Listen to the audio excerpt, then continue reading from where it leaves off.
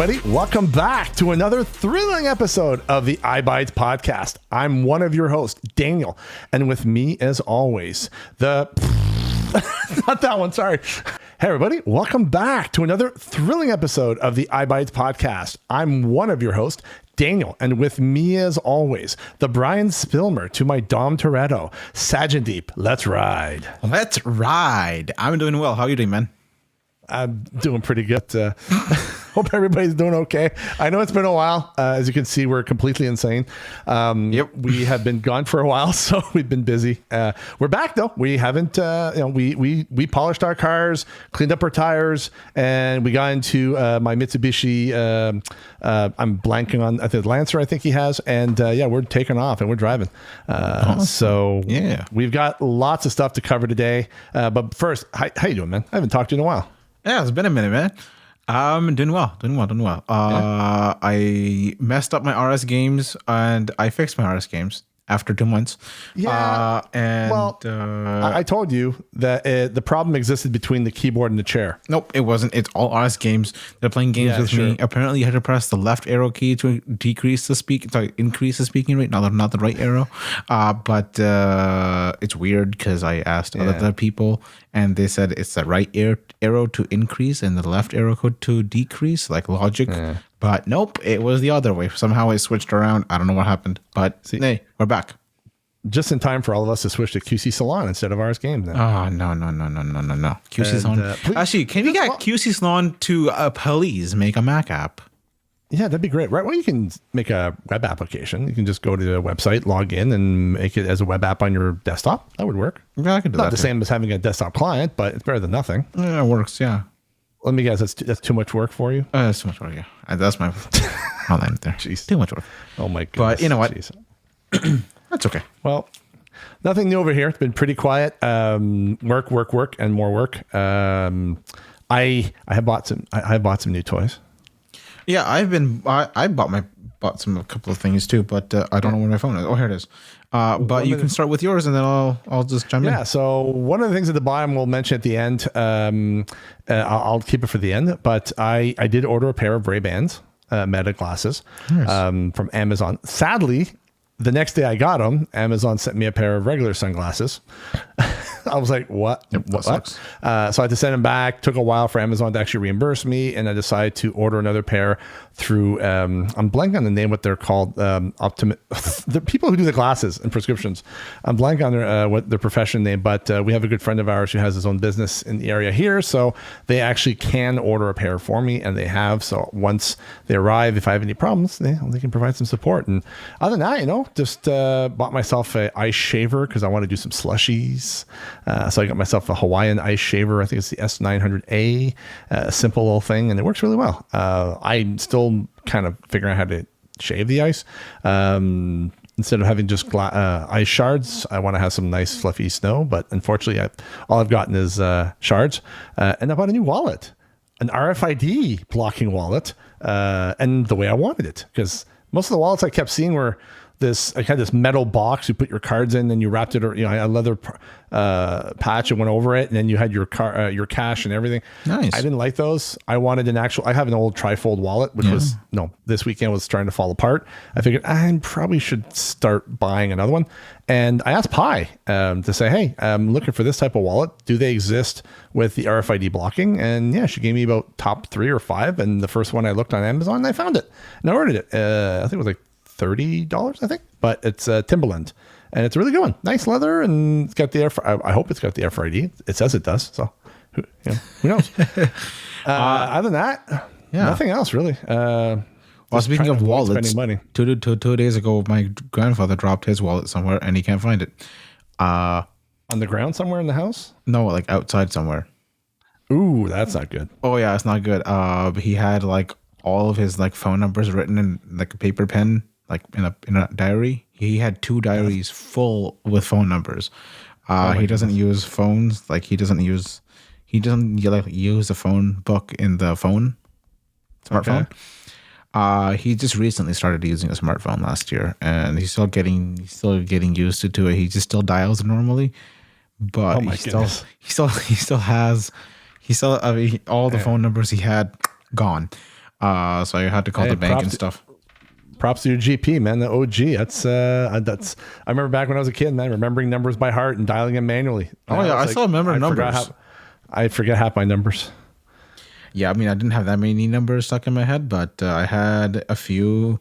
But they are still in my mind. I'm still young, so I can barely remember my own personal cell phone number. I use it every day.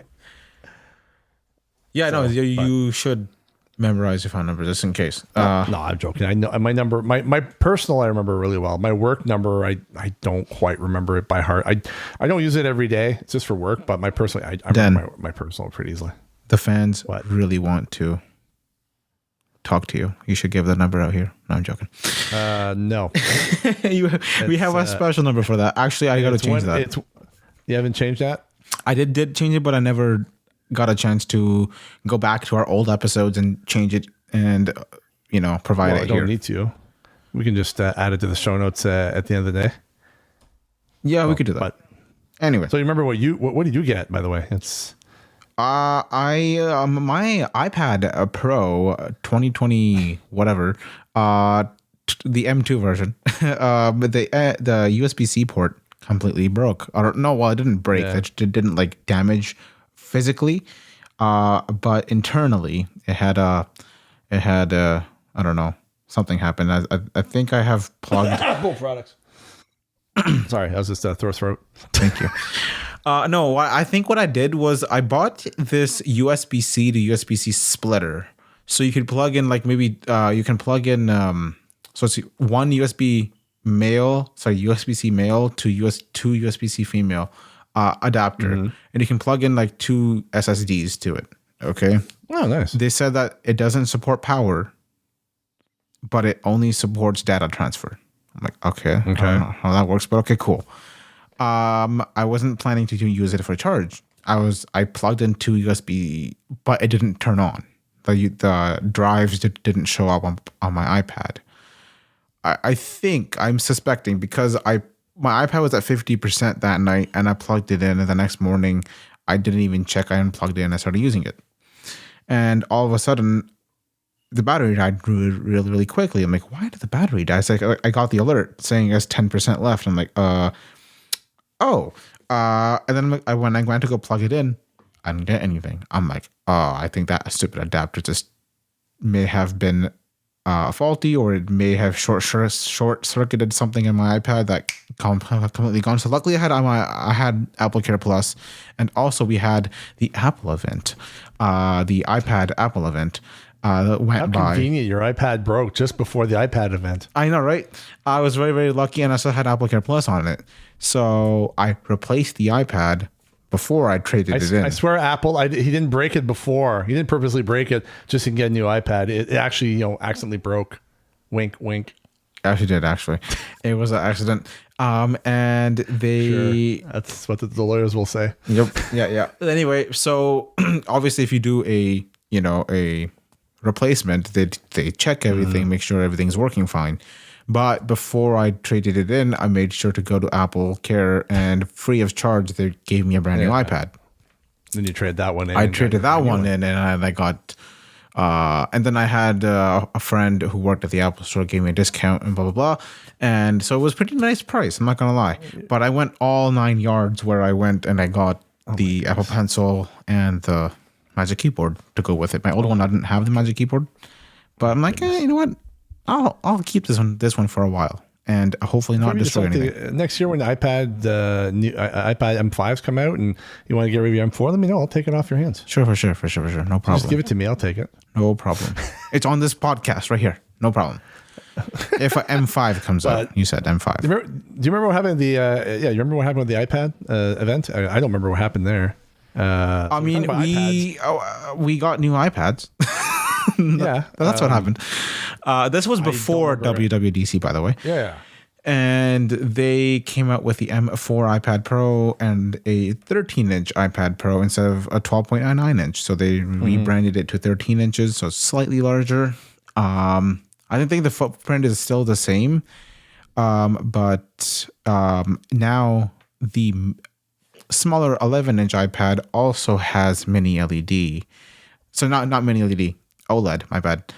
OLED, and there's a new OLED. So it's like a stacked OLED, so that the picture is brighter, because usually OLEDs are not that bright.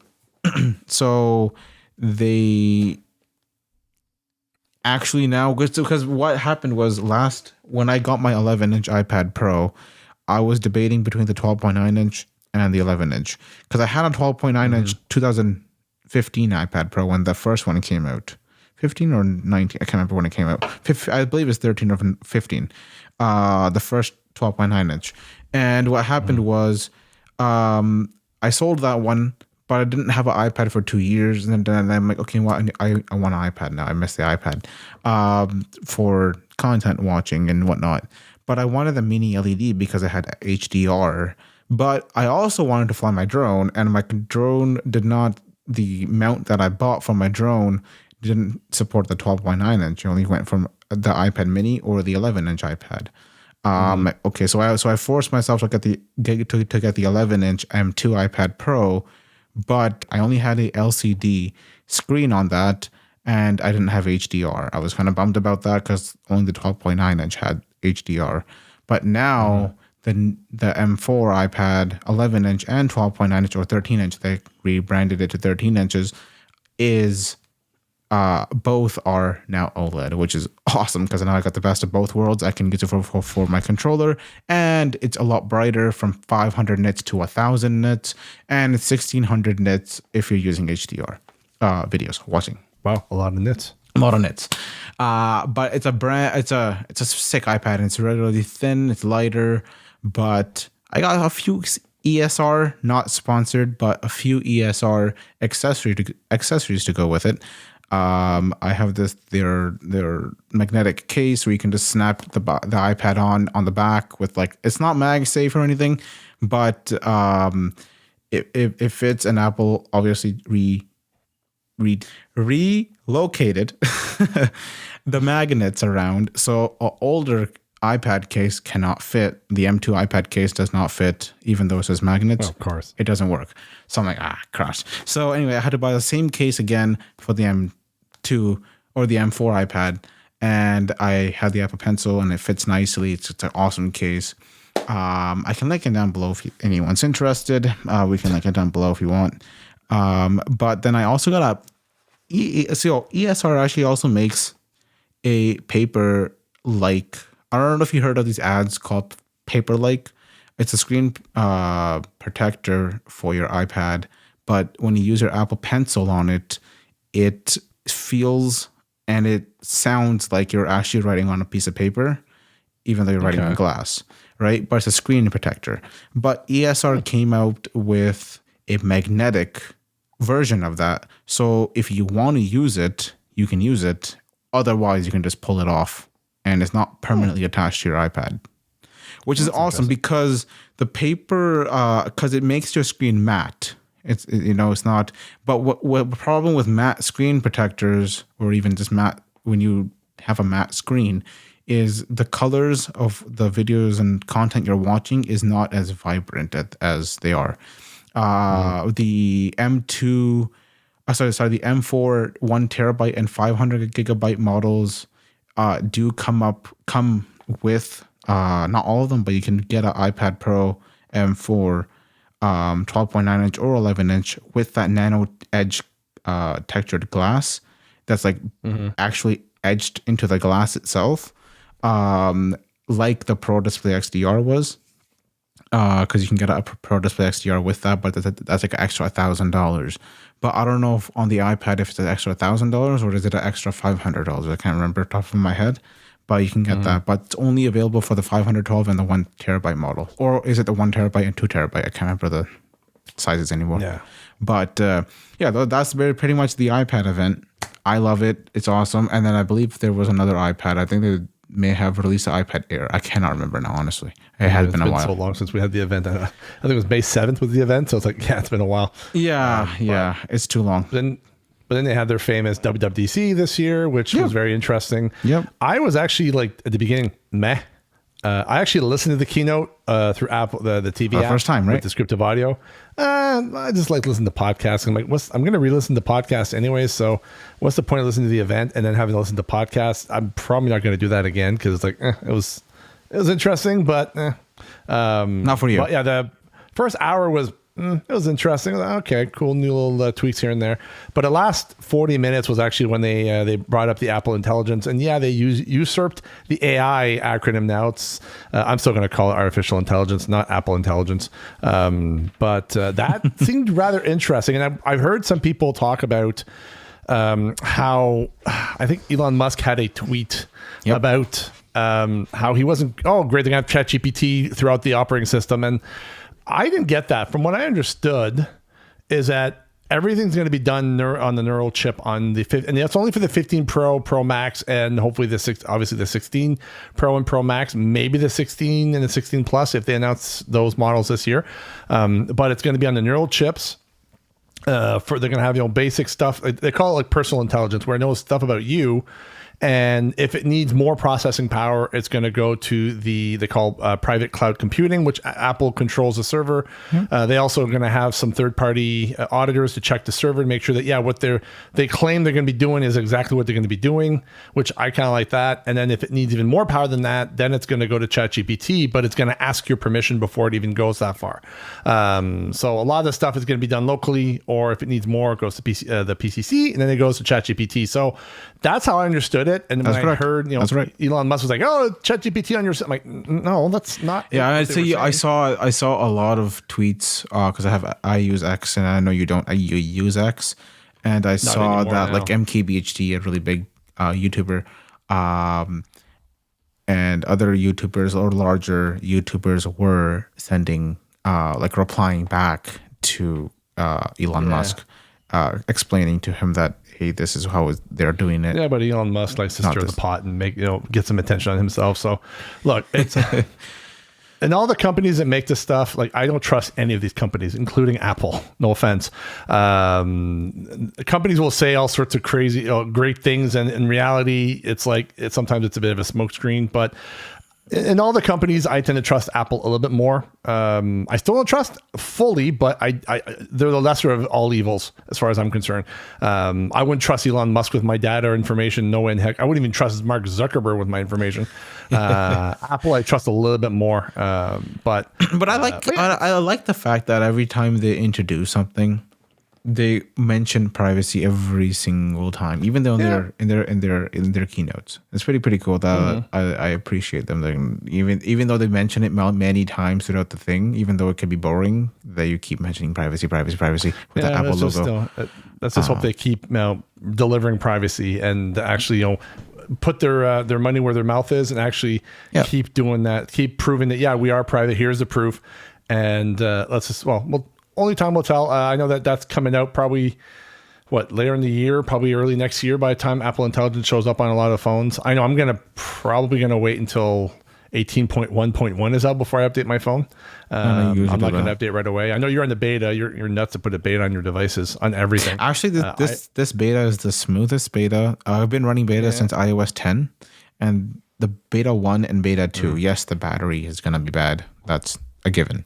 But the performance has been the best of all of them. I still don't put betas on my devices. You're not supposed to. You're not supposed to. I don't want to put it on there. I'm just, because it's my daily driver, I just don't want this to crash and be like, oh, crap. Because I use my phone for everything. So I want it to be stable. So that's why I put betas on. But interesting things on Vision OS. They talk about Vision OS, iOS, iPad OS, Apple Watch. They didn't mention HomePod OS, which I was surprised. I would have thought they would talk a bit about HomePods, but no love for HomePods this year. Yeah, I'm surprised. I'm surprised that, I guess because the HomePods they have their own. I think they use the Apple Watch chip, so that the HomePods are not going to get the Apple Intelligence.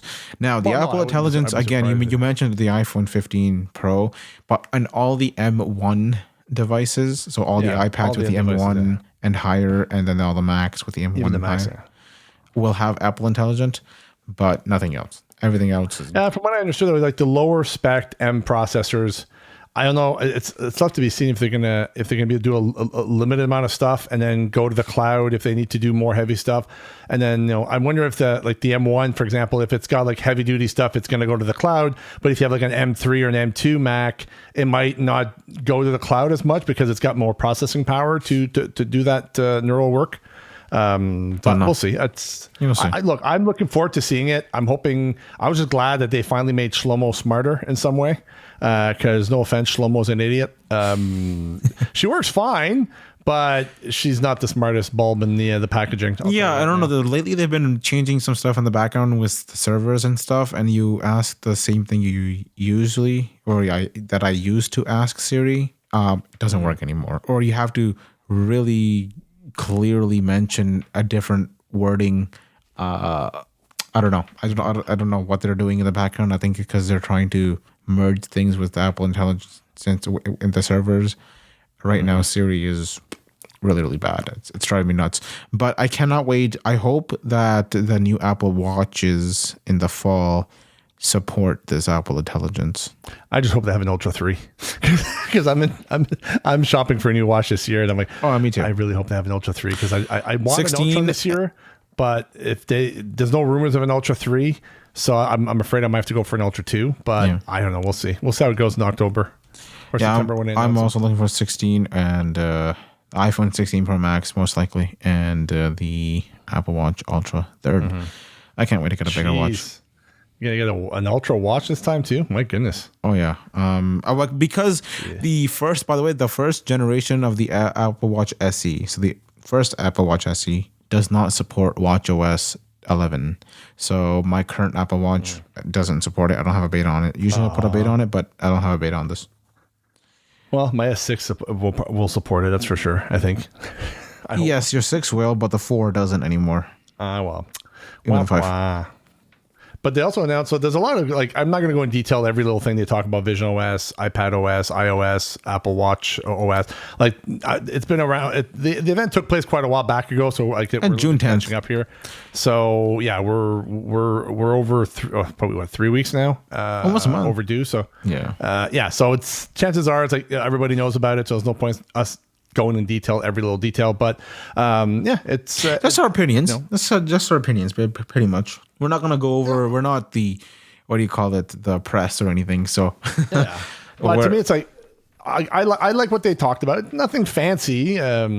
Some quality of life updates, though. You can improvements where you can finally now. I personally don't really care about this, but you can put your app icons wherever the heck you want.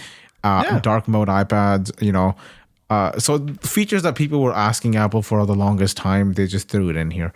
You can't customize it completely. You can't you can tint your icons, and people were saying that when you tint some colors blend. So if you have the phone app, for example, but if you tint your phone to green or white, for example, well, because the phone app has the phone icon is white, the app icon's green, but the phone icon itself is white. If you change your icons to white, everything blends in, so you can't see any app icons anymore. Yeah. Everything's just white.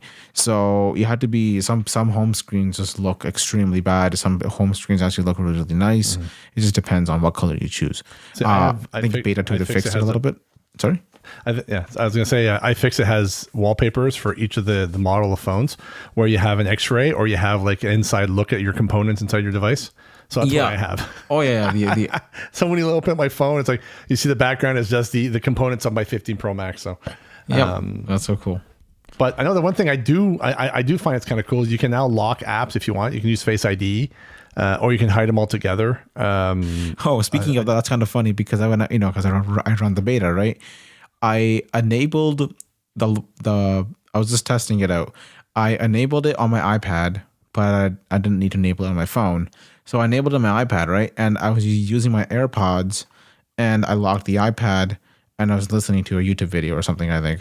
And I walked away, and Siri's like, "You have one new message." I'm like, "Then read it. Why are you not reading it?"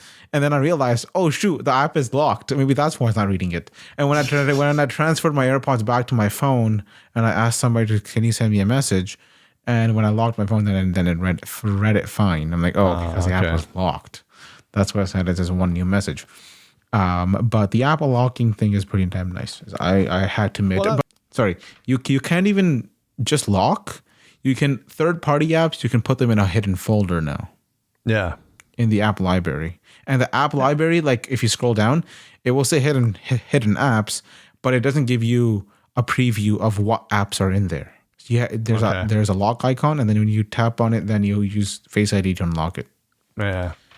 Well, it's just nice if you have like certain apps you don't want people to know and they don't have the Face ID support, you can actually add it yourself. So that way you can open the app with your Face ID and not have to people won't be able to get in. That's correct. So, but yeah, other than that, you can go look in details online to see what was talked WWDC. I know it's done now, and they did talk about was it Apple Tap to Pay or something that's coming to Canada soon? Not soon. It's out now. They didn't talk about it at WWDC, but it was a press release or something. I don't know. I think it was on Apple Newsroom. Not just Canada, other countries before. I believe it was only in the US. Now you can use an app like from Square, for example. You can download Square. I have it on my phone just in case.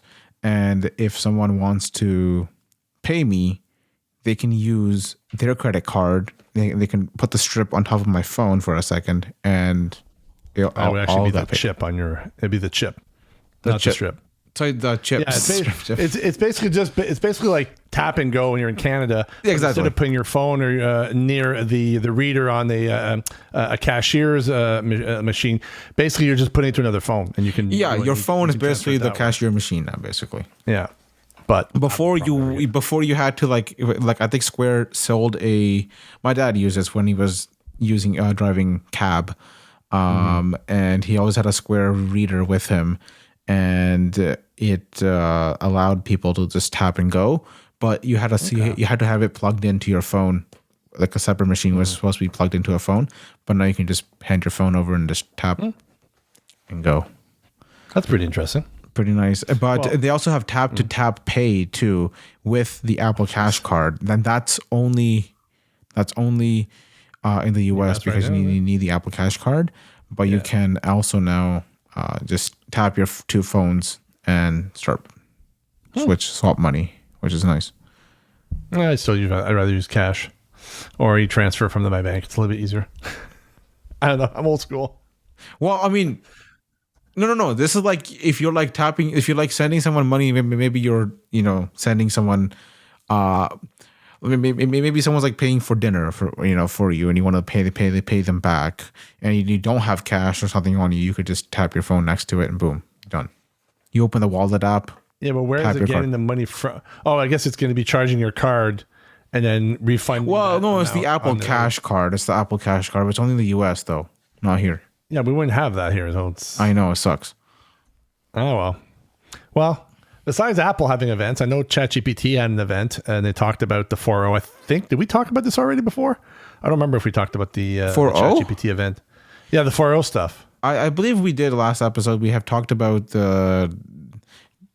how they. My memory's horrible. No, we talked about how they had a voice that they're not supposed to have.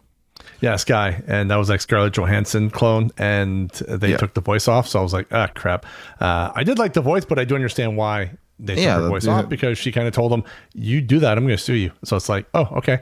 But they talked about having ChatGPT on Mac, and now it's out. I don't know if you had a chance to play with the Mac version of ChatGPT. Actually, I did. Yeah, so it's the same design as the iPad version, for example. But I believe it also has the ability to see on your desktop, right? Mm-hmm. I haven't used that feature yet. But I don't know if it's out yet. Actually, It should be out now. Yeah, ChatGPT should be in the Mac store. No. That's there. But the feature that it can like see, you can dictate. It can like. Oh, that's not out yet. Yeah, I don't know. I know there's a pair of glasses I saw. What the hell they were? The Solos Ergo Vision. That was a smart pair of glasses that used ChatGPT for 4. I think it's using 4.0, but it's not using that multimodal thing, that camera thing. Not yet anyways, but it might eventually. But I looked at the YouTube video and it's like you have to trigger it manually every time. I'm still glad I got the Ray-Ban Metas because from what I hear, you can just trigger it with the Hey Meta. And from what I've read also is they've increased the video length from 1 minute to 3 minutes now. So if you're recording video, you don't have to do 1 minute, you can do up to 3. That's good. And it's now using Llama 3 as its language learning model instead of Llama 2. So it should be a little bit better with answering stuff. But I don't know. I haven't played around with them. I hear a lot of good things about them. I'm looking forward to getting my pair because when I go out and about, it'd be nice if I'm lost something, I could take a photo with my glasses, or if I can call family members through Facebook Messenger or WhatsApp and say, hey, I'm having a problem. Can you help me out? And then show the camera and they can help me out. That'd be great. But at least, ChatGPT is getting more and more available, and hopefully it's going to come to the Windows operating system soon. I think they're going to do one. It might take a while. But we do have the Be My AIs who have made their way to Windows, and I've downloaded and installed the software. Awesome. And it works great. It's I'm so used to using JAWS that it's kind of pointless to use Be My AI on my Windows machine, but I have it there. So if I need it, I can grab it. I can, send a photo to it. Because for example, the one thing I'm not crazy, there is shortcuts. You can run it, and while it's running, you can have it running, and you can use the shortcuts to activate certain features. Like you can take a photo from, I think, the clipboard, and it sends it to not ChatGPT, but Be My AI. I think you can upload a photo, so you can click on a button to browse your computer for a file, and then and it'll send it, and it'll give you a description. You can do follow-up questions. Again, I kind of use JAWS more now because I can, if I want to have a file scanned, I don't have to, with JAWS, go to open and then find the file and click on it. I can just go straight to the file in File Explorer and then do the JAWS layered command, and then the P for Picture Smart, and then F for file, and it does it right away. It's a lot easier and more intuitive than the Be My AI, but it's another app in their toolbox. Some people don't have JAWS, so they can have this as a tool, and it works really well. And you can ask follow-up questions, which is nice. There you go. But yeah, or even for NVDA, if you a different NVDA. Yeah, you can use it on NVDA as well. The only thing is, I heard on AppleVis apparently there's a ChatGPT add-on you can get, and you can ask questions directly to ChatGPT. You have to get a key though. It's a bit not as easy as a JAWS or as a Be My AI. You have to go to your ChatGPT account, create a key, and then put that key in NVDA. So you can basically just, instead of going to the website, I guess when you open up this add-on, it'll just have this dialog box or an edit field you can type in, ask your questions to ChatGPT directly within NVDA. So I don't know. I haven't put it on there because I'm like, I use JAWS most of the time anyway. So, But yeah, again, going back, we're mentioning the Picture Smart AI. There was an update while we were away. Basically now, before it used to be in the, what to call it again, not the beta program. I'm blanking on the name there. This is a specific name for this thing. It was early adopter program. They had an early adopter program with JAWS. You had to go enable it there in order to have the new Picture Smart AI. But now with I think it was the May update for JAWS, they integrated the Picture Smart in JAWS by default. I think you can still trigger the legacy Picture Smart, but now you can you don't have to turn on you don't have to go enable the early adopter program. You can just it's built into JAWS right now. But basically, it's not in beta.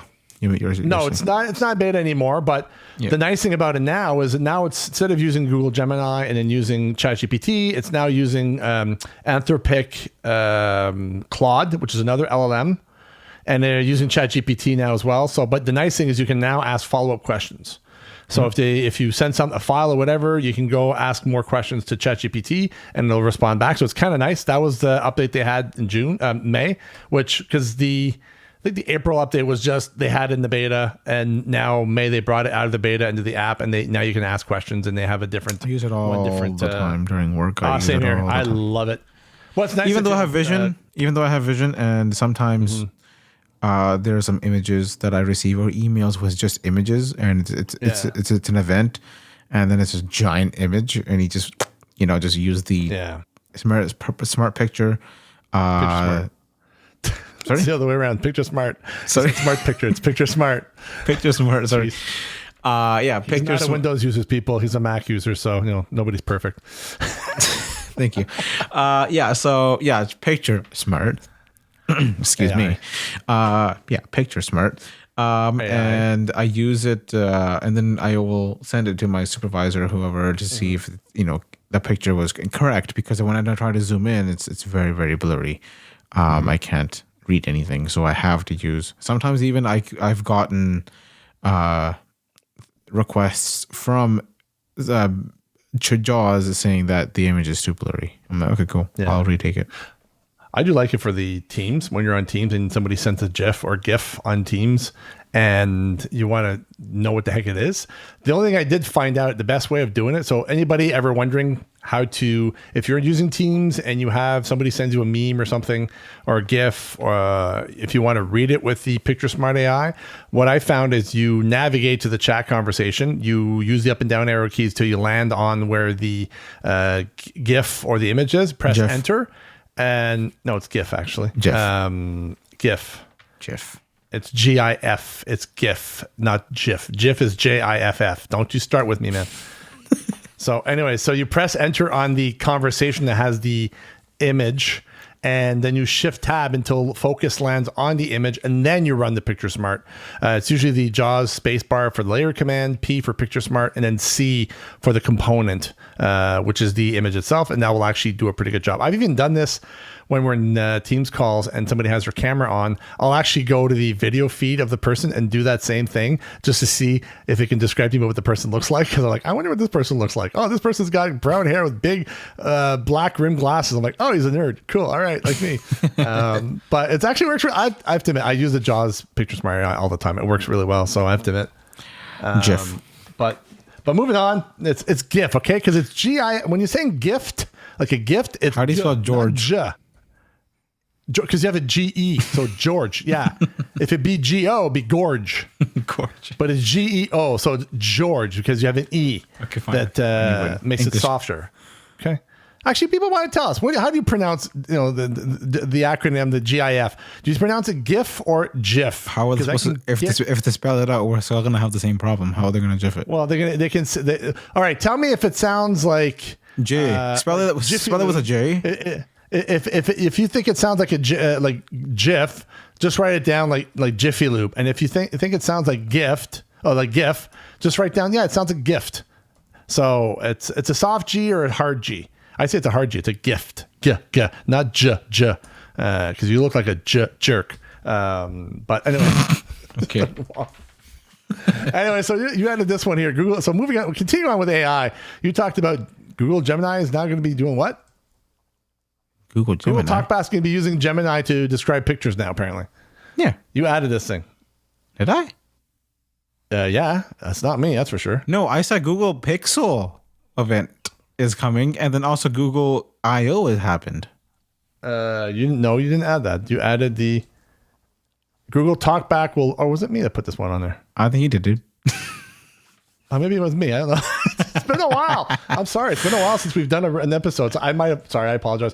I might have put this one on here. I thought it might have been you. I was like, who's that? But yeah, I don't remember. I think I remember hearing a podcast that talked about this, or maybe it was they mentioned the Google event mentioned that, they're going to use, apparently Talkback's going to use Gemini to describe pictures, which is great if you're a Google user. If you're going through your photos, if it can do a better job at describing the images that you're focusing on, that'd be great. I wish they do that with freaking iOS, because they still have a really crappy OCR for images. Like, oh, possibly a dog. I'm like, oh, okay. Like, can you describe me more about the dog? Like, please. I hope that's with the Apple Intelligence. They actually do that. That'd be pretty nice. That would be nice if they kind of souped up the voiceover recognition feature in iOS. Yep. So that way you can do better image recognition, all that stuff. That'd be great. Mm-hmm. And again, Apple, please. I know I've said this 100 times before. If anybody from Apple's listening, I would appreciate it if you could set it up in the Pictures app when a user puts a caption and uses voiceover, and when they swipe over the photo, how about you have voiceover read the caption by default? Because it's getting annoying that you always have to go to the photo. You got to turn the rotor to more details and swipe up until you get to the caption. Why not just have it make it easier and allow the caption to be what VoiceOver reads when you're swiping over the photo. So you don't have to go to the rotor item, the more details, and then swipe. You can just swipe over the picture, and if you have a caption, it'll read the caption. If you don't have one, it'll just read whatever the VoiceOver or the image recognition gives you. That'd be great, but they haven't done it yet. I'm like, I have a feeling that Tim Cook's not listening to me anymore. Well, they did redesigned the Photos app. I don't have any captions set up. I just on my photos. Maybe I can try it. It'd be great if they did, because that was always an issue with iOS and with VoiceOver use when you have photos. Like you go over your photo, it gives you like, oh, photo May 7th, 2024 at 6:55 p.m. Okay, and if you have image recognition on and you give it a second, it's going to give you a bit of a description of the image, but not enough. And for me, it'd be great if, because I've taken the liberty of putting captions on my photos, and I have to export these photos out of my computer onto off my phone into my computer. I got to go into the picture file details, re-add the caption, or save it, and then go re-import them back into my camera roll. And then when I swipe over, it's reading the caption that I put in by default. But it'd be nice if Apple could do it by default, that when you set up a caption, VoiceOver by default reads the caption. That'd be great. But they haven't done that yet. So, but anyways, moving on. So another big boo-boo, another company that kind of did a major screw up is Sonos. Apparently they broke the app. I thought you were going to talk about the Sonos headphones, actually. Well, we can talk about that after. But sure. Yeah, they had a mobile app update that came out, I think it was May 7th. And they did say, hey, we have an update. It's going to be great. Beta testers came back and says, don't bother updating. The app breaks accessibility. It's garbage. And I was like, I have only a play bar, so I don't have I only have the one speaker. And I have to say, the app before the update was completely accessible. It was an amazing app. And I'm surprised that when they pushed this out, I actually listened to Jonathan Mosen. I did not update it. I purposely went to my app updates and always updated them manually one after another, and then left Sonos alone. But then eventually when they said, okay, well, the updates kind of fixed a lot. There's still some issues, but most of it's done. And I kind of had no choice. Eventually, I'm like, you know what? I'm tired of seeing this app here, so I'm just do an update. So I updated that, and I also took the liberty of updating my Sonos speaker, and crossed my fingers and hope that nothing broke. And so far, my speaker seems to still play. So I don't use it every day, so that kind of helps. But I know there's a lot of people that use they've invested in Sonos, and the issue with that is because they kind of broke the app and the accessibility was broken. A lot of their devices were bricks, basically just a piece of metal and speaker that was useless. So I'm surprised they did this. On this topic, another company broke accessibility, remember? Yeah, Voice Dream Reader. No, an X. Oh, X, yeah. Well, we'll get to that. Don't worry. Jeez. You have it in this? No, you don't have it in this. No, I don't have it in this. No, I did. I forgot to add that, but that's okay. So from the looks of it, yeah, they fixed a lot of the bugs. There's still some issues from what I hear. I don't use it every day, so I don't know. But yeah, if you're most likely updated by now, because it's been well over a month and a half, almost 2 months now. So it's hopefully it keeps going higher. I'm like, this is a big boo boo on Sonos. Like they should have never have let this app out to begin with. If they knew it was gonna, they should have picked this up a lot sooner. And unfortunately, some companies, they don't do a lot of quality assurance sometimes. Like, I'll give you an example. Apple. No, not to dish against Apple, but I had bought a pair of AirPods Max. And for those wondering, don't waste your money on these headphones. At the current price, don't waste your money. It's a complete waste of money. They sound okay. They sound good. They're not the best headphones I've heard. And the transparency is the best I've ever heard so far. Noise cancellation is pretty darn good. But I think it was a year after I had my headphones, they fried on me. They stopped working altogether. I think it's because there's a lot of condensation buildup, because Apple forgot to notice, hey, these headphones collect a lot of sweat inside the cups. We never knew this happened. Yeah, baloney. They knew that was there, and they still released. So they released an overly priced headphones that collects water if you wear them for long periods of time. So I didn't know about it at the time. I didn't think about it, and then I think that's probably the reason why my headphones fried on me, because they stopped working. Thankfully, my Apple Care was still good, so I went to go see them. They replaced the AirPods, no problem. And within 8 months of having this replacement AirPods Max, now my AirPods are rebooting on their own. For no reason. But you said it's the cable, though, no? The thing is, I thought it was a cable, because most headphones usually have a cable between one cup to the other. apparently, according to Pi AI or ChatGPT, there is no wire on these headphones. Because people can pull off. They say they use induction charging. They say they use induction charging. So I'm guessing when you put the headphones in the case and they line up with the magnets and they shut off, I think when you plug to charge, that magnet kind of carries over power to the other cup, so it charges as well. Because it says that's how it does. There's only one battery in it, though. There's not two batteries. Apparently, both of them have batteries. Yeah. I don't know, but that's ChatGPT. So take that with a grain of salt. I asked, "Are you sure?" And she says, "Yeah, I'm pretty positive." I'm like, "All right, cool." But yeah, mine for some reason, occasionally the right ear cup goes dead, and there's only audio on the left. So I have to take them off my head for about a few seconds and put them back on, and everything works fine. It reconnects and fine. And other times, and this happens regularly lately. It started happening randomly before, and now it just started happening more often.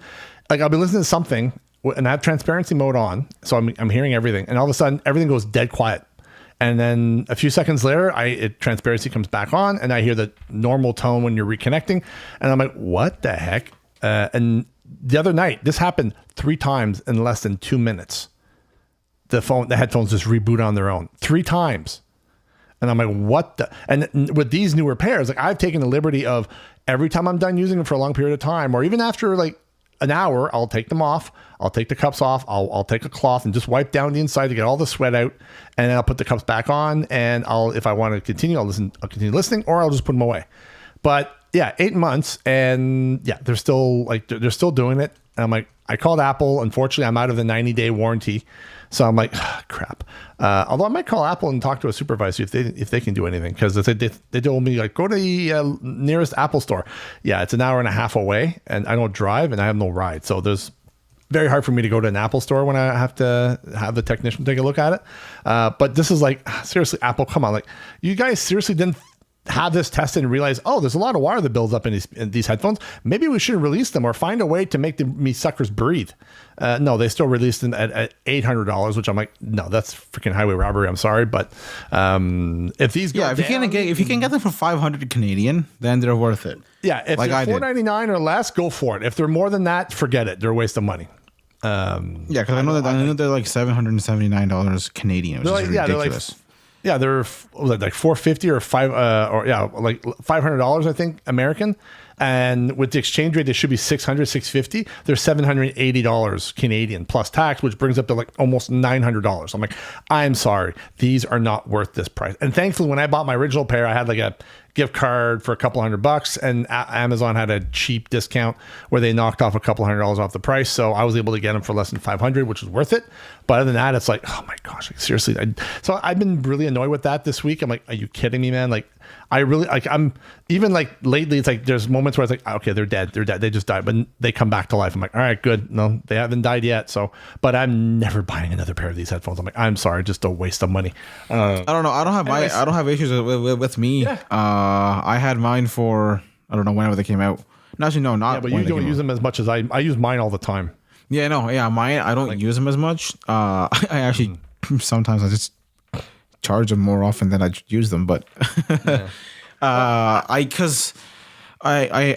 have a new setup in the basement, so I don't use it as much. I would like to use it more, but they're goddamn heavy, man. They hurt my head. And I know you have a bigger head than me, and it balances better, but well, they're still heavy. Don't get me wrong. I still like I walk around the house with them on.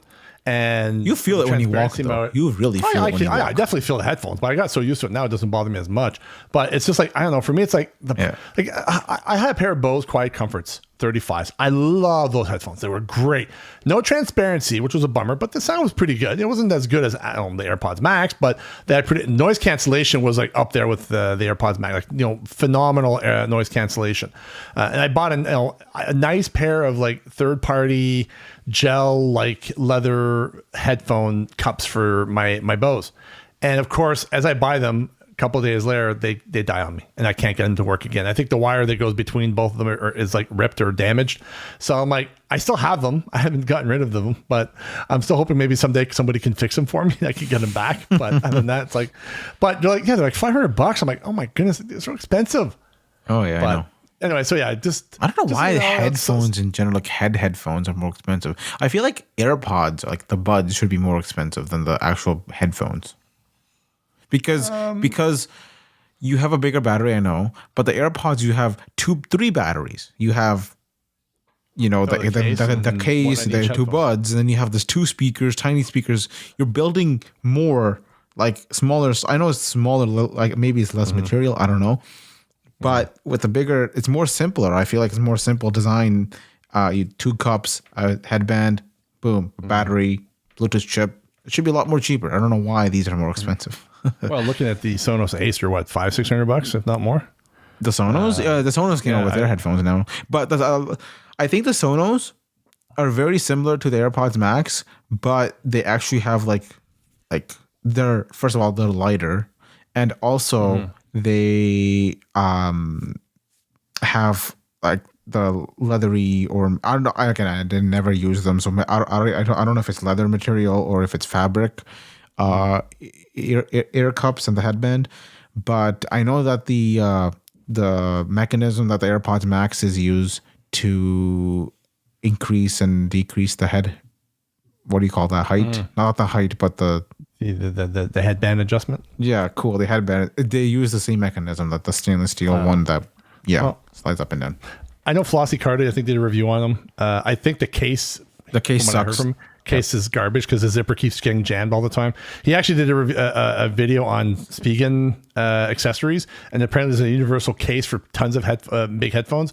And says, I'm going to use this Spigen case because this is a lot better. Like the zipper. Yeah, it's basically a circular case. Yeah. There's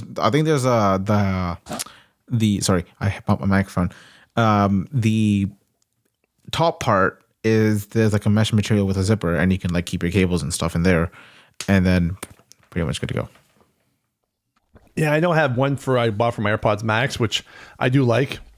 The only thing I'm not crazy is the pocket inside. You can put a cable in it. It's magnetic, and the magnet's not that strong, so it doesn't really keep that flap closed properly. I kind of put like double face, like Velcro, sticky Velcro, but I find the Velcro keeps coming off after a while, so it's like but no, it's you should try applying it with heat. Use a hair dryer. I tried. Yeah, it doesn't do a difference. It's because the material that I'm sticking on is kind of like bumpy, and it doesn't really stick very well. But it's okay. But then hold on. Your AirPods Max. So does it fit with the AirPods case? Yeah, you have to have the case with it. Yeah. Because there's no magnets in there to shut off the AirPods when you put them in there. So you have to put them in the case, and then you put the whole thing. Well, they do shut off after, 16 hours. Yeah, well, I don't know. It's but anyways, it's just, I'm hoping that, going back to what we're talking about Sonos, so hopefully Sonos app gets more accessibility. The accessibility, they don't do this again. And I'm going to listen to the review on the Sonos Ace. I don't know if I'm going to buy a pair. Yeah. I'm going to wait till my AirPods Max completely die on me. Or I might try to call Apple and see if I can talk to a supervisor and see if they can do something more for me and get me another pair replacement, or I don't know, we'll see. But and then there's a lot of good headphones out there that are less expensive than the home AirPods Max. So I might go back to Bose Quiet Comfort. Before you go to the next topic, I mentioned earlier X is broken, but I just opened it now and they fixed it again. Yeah, I saw it on Apple Viz. They were talking about that they broke it and they fixed it back. But hey, that's what happens when your crazy psychopathic or psychotic owner decides to fire the entire accessibility team and doesn't bother to refill those positions back up. So again, I'm sorry, I look at Elon Musk, I'm like, this guy is not running on all pistons. Like, this guy is like all over the place. He's very smart, don't get me wrong. He's coming up with the but again, like, he's not the only one. His entire company came up with the smart cars and all that, like those cars. So he's not the only one. But yeah, anyways, it's, I don't know, I left X a long time ago, and I'm glad, because to me it's like it's a dumpster fire right now. I don't mind it. It's still fine. There's no issues with it. I'm never going back to it. I like Mastodon. It's I've used Mona, and that works really well. So sorry, I'm never going back to X. So, but moving on to the next one. You were talking about the new iOS camera app from what was it? Final Cut Camera. Yeah. You use this more. Like, how is it? Like, is it accessible or? Yeah, it's fully accessible. It's basically a pro version of your camera. Now you have your ISO control free. Oh, it's free. Okay, I might go download it then. No, it's free. I thought it was cost money. No, it's free. Surprised because Final Cut Pro, I thought they might do a monthly charge for it, but I'm surprised it's free. Thank you, Apple, for making a free app. I was using I was just using Filmic Pro before, and then Filmic Pro came up with a new app that does the same thing with new features, but subscription. Legacy users still could use the old version, but you're not going to get any more updates. I'm like, And then Black Magic came out with their pro version camera, and that was a free app, which I'm glad. And it worked. There was buttons all over the place, or there still are buttons all over the place, and there are some inaccessible buttons with that app. Mm-hmm. And Filmic Pro was the same, which was actually worse than Blackmagic, but I called the company or I sent them an email. They actually fixed it, which was awesome. That's good. I bought the app. It was $20 before. I bought the app, and then I saw that it was completely inaccessible. I sent them an email. I told them, I actually called Apple, and I got my refund of $20 back because I didn't have the app anymore. And then a couple of months later, I went and I reinstalled it, repaid for it, and everything was fixed again. I'm like, sick, awesome. And I was happy about that. But now I'm upset with them because subscription. And now Apple came out with this Filmic Pro camera, which is awesome because you can control your ISO and all that jazz. The thing about Filmic Pro was nice was I could control everything. There's something called Filmic Remote, and you could use an iPad or another iPhone to control the iPad camera. So your iPhone camera, basically. You can change settings, you can start recording from a completely different device. Okay. I was going to say that you are aware you can control your camera with your watch, right? Yeah, I know, but Pro controls. Okay. Yeah, so with this app, it only allows you to control right now so far. You can only control it with the Filmic. No, not Filmic. What is it called? Final Cut for the iPad app. But in order to do that, you're gonna have to pay either $60 a month. Mm-hmm. $60 a year or $5 a month for that subscription for the Final Cut Pro on the iPad. Oh. I wish there was another app that you could use your iPad just to control it. Apple, please, if you're listening, make another app. Yeah. Or make the same app for the iPad, because I tried downloading it on the iPad, but there's no iPad version of it. It's only for the iPhone, unfortunately. Because I know that the iPad camera app takes up the full screen, but this app doesn't take up the full screen on the iPad. You're going to have to use Final Cut Pro and pay the subscription, which sucks. But yeah, otherwise, it's a great app. I'll definitely check out the Final Cut camera, see how that's. It's not that I take a lot of photos, but it's nice to be able to have the ability. If I can have another tool and it's fully accessible, be able to have more advanced controls over my camera, that'd be great. Who knows? And I don't know with VoiceOver. I don't know if VoiceOver will tell you, one picture in the middle or anything. Yeah, that's one thing. I'll download and check it. I didn't check that far, but all the buttons in there works fine. Mm-hmm. So moving on, I don't know if you brought this up or me, the Rabbit R1. Rabbit. I don't know. I've heard about it. I did, yeah. Bought one. I don't feel like buying one. I think it's like this little cube thing you put on your shirt, and it's supposed to have an AI right there on your shirt. Very similar to the humane AI pin. Humane, sorry, not human, AI but pin. humane AI pin, yeah. Very, very similar to that, but I feel like it's... I haven't heard a lot of good things about it, though. No, I didn't hear it either. That's why I think a lot of people want the Apple Intelligence to come on the Apple Watch. Obviously, it won't have a camera or anything, so you won't. I guess you could use your iPhone camera to use it, but then you might as well just pull out your phone to do that kind of stuff. But if you want to ask it questions and stuff on your watch without the camera access, at least your watch will be able to do it. I think the watch will replace the Rabbit R1 and even the human AI pin, because you always have it on your wrist. Yeah, I don't know. I've heard a lot of good things. I'm like, to me, it's like I don't really have a need for it. I'm like, I just have my phone. It does everything for me. The phone changed everything, and I think I've seen a lot of startups that think that they can do a revolutionary thing like the phone, but then the next day later there's a new app on the App Store that does the same thing. So I even I didn't put this on the show notes, but I even was looking at the Glide from Glidance, and I want to be part of the beta. We were trying to get one of the CEO Amos to come on, but I never heard back from them, so unfortunately we couldn't make that happen. But I saw the price tag and the American price tag, and I convert that into Canadian. I'm like, yeah, I can't afford this. How much was this? It was so the regular price. Don't quote me on this. I'm not 100% sure, but I think the price was roughly around $1,300 to $1,500 American. Wow.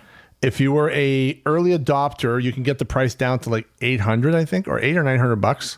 Okay. And then you also had a $40 subscription fee, but you had 3 months free, but then it would be $40 for the subscription fee. Monthly? All right. Yeah, monthly, yeah. And I was like, too much, man. I converted that to Canadian, and you were looking at close to $2,000 for the regular price, about $12 or $13 for the discounted price, and about $55 to $60 a month for the monthly subscription. I'm like, yeah, I'm gonna let other people, be the testers for this. And if eventually, if ever comes out where you can get some financial aid to pay for the device, I may try it out. But $2,000 is too much for a new device. So I hope it sounds like a really awesome device. I really hope they succeed. There was a demo in Toronto, I think, for the CNIB. Those who are interested, I think CNIB will have more demos, maybe one in your local area. You can probably go and see one in person. That'd be great. But just keep an eye open for CNIB. I'm sure they'll have some events on their calendar talking about this, and you may want to be able to check. Who knows? They might have one near your area, and you might be able to go take a look at it for yourself. There's no CNIB where I live. Subscription fees are $60 a month. It's like a phone subscription. Again, it was 40. It was 40 American, but I'm not saying that's exactly the pricing. What I gave you in pricing is not exactly the pricing. No, I know, but it's still the American pricing still a lot, and did the exchange rate of that day, and it came up to that what I had there. So hopefully the price won't be as high once it's available. Like once we start buying it here in Canada, like what the price is actually going to be, I don't know. I just took the American pricing and then did the exchange rate. And I'm like, oh, that's pretty pricey for me. Yeah. But the last thing we had here, though, it's a device I bought, but I guess we can talk about other devices. So there is one thing that like I mentioned earlier, device I bought, and it's called the Meter 2 Plus. So the reason, and it's Meter, MEATER. So this is a meat probe. I have not used it yet. I'm sorry. I've been meaning to use it, but I haven't had a chance to. I have a pork roast I want to cook, or beef roast I want to cook, and I haven't had chance to try it. But it was there's a YouTuber I listened to. I think it's called Blind Grilling Experience, and the gentleman Chris. I'm blanking on his last name. I apologize. He has a YouTube channel, and he also has a podcast. But I think he's been more active on the.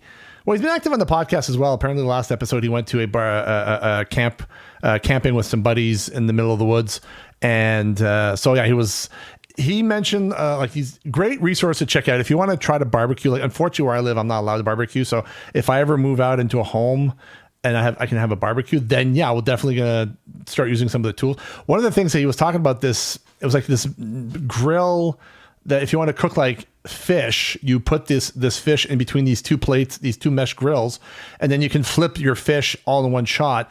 And you can also use that for burgers or anything else. So for somebody who's blind who wants to make sure you flip everything evenly, you can put everything in this mesh plate, and then you just close the top lid on top of it. It doesn't put too much pressure, doesn't squeeze it too much, and then you can just cook it. And when you're done, you flip it all in one shot, and it's you don't have to do individually each item with like barbecue. I have a pair of barbecue gloves, so that way I can use my hands to handle stuff on the grill if ever I do barbecue, which is not often. But there was another thing he talked about called the Meter Meat Probe, and I was like, all right, the Meter 2 Plus came out. I'm like, you know what? I'm going to buy it. It's not something I use all the time, but I haven't used it once yet because I don't have the opportunity. I don't cook stuff that requires me to use it, but eventually I will cook something. But the reason why I brought it up is the app is fully accessible. You can use it no problem. And I've actually taken the probe, put it in my hands, and then looked at the temperature sensor, and it does go up. I'm like, all right, so this works really well. And it took a while to kind of figure out how to put it in the meat. Because there's the inner probe and the outer probe, so you can put this in your meat, and it'll give you the temperature of the meat, and then there's another sensor that gives you the ambient temperature. So if you're cooking, you can use this in the oven, you can use this on a campfire, you can use this in a barbecue, you can use this in the sous vide machine, you can use on everything. The only thing they recommend is don't put it in the pressure cooker or don't put it in the microwave. But other than that, you can put in anything else to cook with this thing, and it has your internal temperature. You have to put it in the right spot so it gets into the middle of the meat as much as possible. And there's like a little gap between the inner and outer sensors on the shaft of the probe that you have to make sure that you don't put that middle part into the meat. But it from what I gathered from the app, it's fully accessible. It works really well. I look forward to trying it out.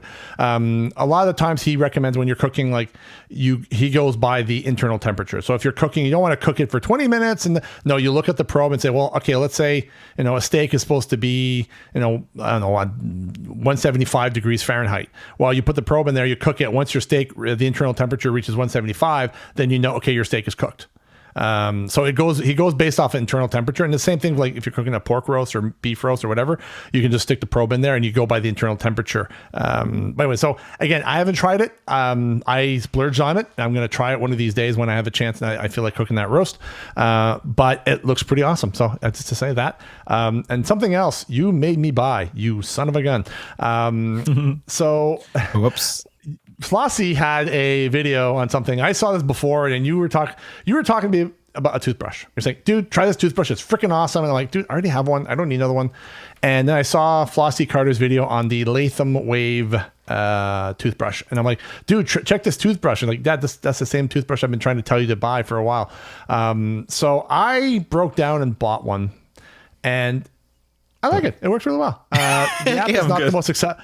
Well, again, like I had one that worked perfectly fine. Like I have an old Oral-B that I spent like $60 on. It works really well. It doesn't, I don't think it oscillates. Oscillates. The reason why I say that is Flossie Carter in his video used to say, oh, this thing oscillates. I'm like, dude, it's not oscillates. It's oscillates. It was this annoying. But anyway, so I bought the stainless steel one to try it out. I do like it. I'm trying out the 3 different heads that comes with it. But the app is somewhat accessible. There is room for improvement. Yeah. It's, if you take the time to figure it out, you can understand how to, add it and check for firmware updates. It's not as intuitive and easy to use, but if you take the time and you figure out the quirks, you can use it somewhat. But no, I use it every day, and it works really well. I don't know. I don't know if I'll keep it. We'll see. I'll probably end up keeping it. I would recommend if anybody wants one, you want to try it out, don't do what I do. Don't buy the stainless steel one. Buy the plastic one. It's a lot cheaper. Stainless steel, I think, is $130 Canadian. And the aluminum one, the black, I don't know if it's matte aluminum one is like $99, and then the plastic one I think is like $79, I think, or $60. It's like $80. Yeah. So if you want to try it out, and honestly, I kind of wish I would have just bought the plastic one instead of buying the stainless steel one. It's nice and all, but it's a toothbrush. Why is it too heavy, or why? No, it's just, I don't know. I don't know. It's a lot of money for a stainless steel toothbrush when I can just get a plastic one that does the exact same thing as a stainless steel. It's just the outer layer looks okay. It's nicer and metal, but honestly, it's like, plastic one's just as good. But anyways, that was the last thing I bought, and the meter as well. So I'll let you guys know about the meter. But yeah, the Latham, it does oscillate really well. I have to admit. Oscillate. I do find that when I'm done brushing my teeth, my lips are numb. Yeah, that's normal because the vibration. The vibration is strong. By the way, that vibration is really strong on the brush. I put it to max in the morning, and I have to admit, by the time I'm done and I come back to I got used to it now. It took me a month and a plus and a half to get used to it. I had it set to really like maybe 30% vibration, but the oscillation and the other one, I don't know what that one, the third slider is for. I can't remember now. One is for oscillation, one's for vibration, and one is for something. I can't remember now. Shoot. I don't remember. But I had the other two set to maximum, but my vibration was really low because I just couldn't handle it. Like, goddamn thing. But over time, over time I started to increase it, and then I have it set to like 3 modes because you can set it to 3. You have 3 levels, not levels, but what do you call it? 3 profiles, I guess. I don't know. You can quickly You can switch them by double tapping on the touch sense capacitive button, and I have it set to a lower, a medium, and then a completely all out. Lately I've been doing all out, even the vibration, and I was fine, but it takes a while to get used to do it. It's strong. The vibration is very strong. If you're really, really sensitive, if your teeth are sensitive, I wouldn't go completely high. No, like I have the one thing you'll notice when you get if you ever decide to buy this, it comes with 3 toothbrush heads. It's got a soft, medium, and I think they call it gum clean. Then they have gum care. Gum care. Then they have super clean, and they have ultra whitening, I think. Yes, that's right. And basically, the gum clean is the soft bristles. The gum care is the soft one. The super clean is the medium, or and then the ultra whitening is like really rough bristles. Now, when I got this, I was a bit confused because I would have thought when you open up the packaging, it'd be soft. The way it was laid out, it was like the soft is on the left, the middle one's is the medium, and then the right one's the hard. When I got mine, it was medium on the left, soft on the middle, and then hard on the right. I was like, what? So I actually took a photo with the Be My AI, and I asked it, can you describe, and I was using Pi AI and Be My AI in the combination because I was like, well, I asked Pi AI, like, this has 3 toothbrush heads. One of them is like blue white, the other one's white, the other one's purple white. And I was like, what does that mean? And based off Pi, it said, well, I think that the blue white is for medium and the white is for soft, and then the purple white is for hard. And so I spent time talking to Pi AI. I said, okay, well, this is what they have for names for these 3 types. And said, what do you think? And so, gum care would be the white one, and then super clean would be the blue white one, and then the ultra whitening would be the purple white one. So I actually rearranged the heads because I also asked Be My Eye, like, hey, can you tell me which head is which on where's the position? So that's when I knew that the blue was on the left, the white was in the middle, and the purple was on the right. So I rearranged them and I started using the soft one. So yeah, if anybody buys this stuff and they're blind and they have no idea, you can take a photo, and if based on what Be My Eye tells you, if by any chance the blue white is somewhere, if you want to position them the same way I did, just be aware that the white one is for the gum care, the soft, then the blue white bristles. Again, just to clarify, so what I mean is the bristles themselves, not the head of the not the shaft of the toothbrush head, but the actual bristles. I forgot to clarify that. So yeah, if you're looking at the bristles themselves, so the gum care, which is a soft, the bristles are white. Then you have the super clean, which is blue and white. That's the bristles. And then you have the ultra whitening, which is purple and white. So anybody buys that and you want to know which one's which, I'm telling you right now, white is gum care, blue white which is in the center. The white one is the center. Yeah, the white ones, it depends. I don't know. Maybe it depends on how they package it. All of them they're all like that? Okay, so you might want to have, if they're all like that, and if your Be My Eye tells you the same thing, then yeah, the middle one, it's white. That's the soft one, and then also known as gum care, and then the blue white one might be on the left, and that would be the super clean, and that would be the blue white one, and then the purple white one on the right, that would be your ultra whitening, and that's harder. So just so you know, but yeah, anyways, I like them. So anybody wants, you can go on Amazon. They're reasonably priced. You don't have to go buy like $500 toothbrush. You can buy this stainless steel one or just a plastic one, perfectly fine. But yeah, anyways, so that's pretty much all we have. Unless if you have anything else you want to add. No, I think this is a good episode. It's a long episode. Yeah, a lot of stuff on here. Yeah, it's been a while. So I promise we will try our best to. We'll try our best to record once a month. We've just been busy, so we haven't had a chance to record last month, and I do apologize for that, but we will try more. And I know Staj one day will do a solo episode, because I've already done one like 10, 15 episodes ago. So I think it was episode 7. Episodes ago. It was episode 5, actually. That's when I did the 5 or OptiGrill. 7? Just so everybody know, I got rid of my OptiGrill because it stopped working for me. So I got rid of it. I'm like, I couldn't get it to work, and it just didn't work anymore. I'm like, I'm done. So oh no. My niece has one. She has no problems with it. So I don't know. Maybe I had a defective one. I'm not too sure what's going on. But yeah, so just let you guys know, I had issues with mine. I couldn't get. I tried my best to reset it. I couldn't get it to work, and it just didn't work the way it used to. And it kept. Anyways, it was acting. It's like it had a mind of its own. So I just said, all right, I'm done. So I got rid of it. But yeah. Anyways. Going back, we're done there. So other than that, if you guys have any comments or questions, or you just want to say hi, you can email us at ibitespodcast@gmail.com. You can go to our website at www.ibites.ca. You can find us on Twitter at iBites Podcast, and you can find us on YouTube at iBites. If you want to follow us on Mastodon, I know sad you don't remember yours. Mine is, you can find me at That Blind Canuck. That is ThatBlindCanuck